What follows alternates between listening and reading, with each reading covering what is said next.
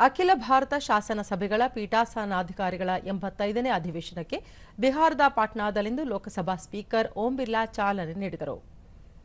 ಇದೇ ಸಂದರ್ಭದಲ್ಲಿ ಅವರು ಸಂಸತ್ತಿನ ಅಭ್ಯಾಸ ಮತ್ತು ಕಾರ್ಯವಿಧಾನದ 8ನೇ ಆವೃತ್ತಿಯ ಕೃತಿಯನ್ನು ಬಿಡುಗಡೆ ಮಾಡಿದರು. 2 ದಿನಗಳ ಸಮಾವೇಶದಲ್ಲಿ ರಾಜ್ಯಸಭೆ ಉಪಸಭಾಪತಿ ಹರಿವಂಶ್ ಹಾಗೂ ವಿವಿಧ ರಾಜ್ಯಗಳ ವಿಧಾನಸಭೆ ಮತ್ತು ವಿಧಾನ ಪರಿಷತ್ ಪೀಠಾಧ್ಯಕ್ಷರು ಭಾಗವಹಿಸಿದ್ದಾರೆ.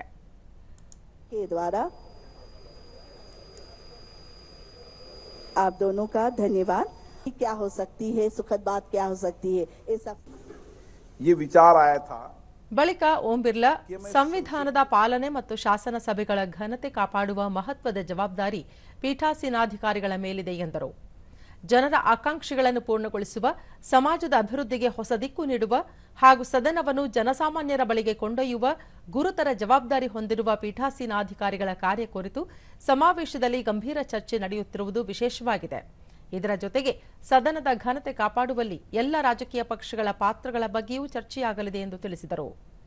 ಶಾಸನ ಸಭೆಗಳಲ್ಲಿ ಕಾಗದರಹಿತ ಮತ್ತು ಡಿಜಿಟಲೀಕರಣಕ್ಕೆ ಹೆಚ್ಚಿನ ಆದ್ಯತೆ ನೀಡಲಾಗಿದ್ದು, ಸಂಸತ್ತಿನ ಉಭಯ ಸದನಗಳು ಹಾಗೂ ಎಲ್ಲಾ ರಾಜ್ಯಗಳ ವಿಧಾನಸಭೆಗಳ ಚರ್ಚೆಗಳು ಈಗಾಗಲೇ ಡಿಜಿಟಲ್ ವಾಹಿನಿಗಳ ಮೂಲಕ ಪ್ರಸಾರಗೊಳ್ಳುತ್ತಿವೆ.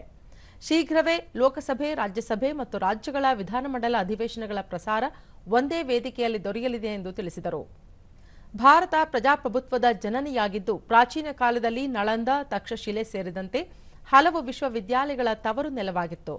ಜ್ಞಾನ ಮತ್ತು ಆಧ್ಯಾತ್ಮದ ಕೇಂದ್ರವಾದ ಭಾರತದ ಪ್ರಜಾಸತ್ತಾತ್ಮಕ ಮೌಲ್ಯಗಳನ್ನು ಕಾಪಾಡುವುದು ಪೀಠಾಸೀನಾಧಿಕಾರಿಗಳ ಮಹತ್ತರ ಜವಾಬ್ದಾರಿಯಾಗಿದೆ ಎಂದು ಓಂ ಬಿರ್ಲಾ ಹೇಳಿದರು.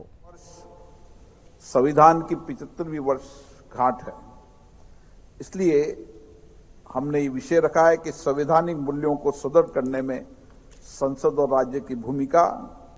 मुझे आशा है कि इसके लिए हमारे गंभीर प्रयास होंगे.